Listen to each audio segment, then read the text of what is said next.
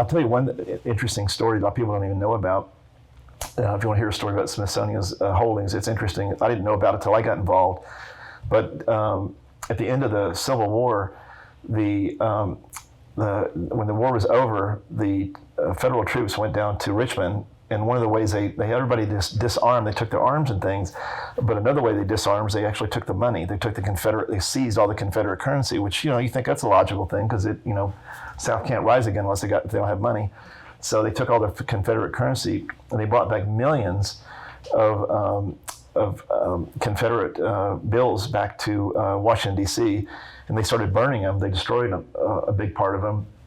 But at some point they decided to save some, and they saved a big group of them, and they were transferred to the War Department. And then in the 1960s, the War Department gave them to the Library of Congress. And then in the 1980s, 1990s, the Library of Congress gave them to the Smithsonian.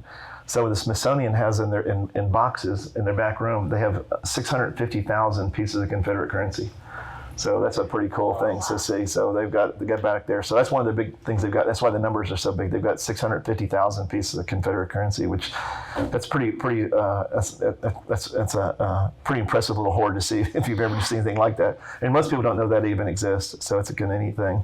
And you couldn't have it on exhibit. I was going to say, do they plan to put any of that on exhibit to the public?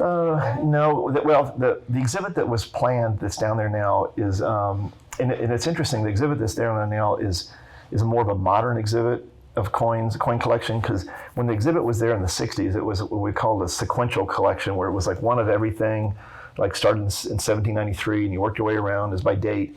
Well, museums don't really do that now. It's much more educational, where it's thematic. So it'll be like if they want to do an exhibit on the Civil War and money, then they might use some of those for that, but they don't just put them on the, here's a big pile of them. It's about education. Everything has to be an education. So when you go through the exhibit now, it would be like, what's the origins of money? Where was the first money from? Here's an example of it.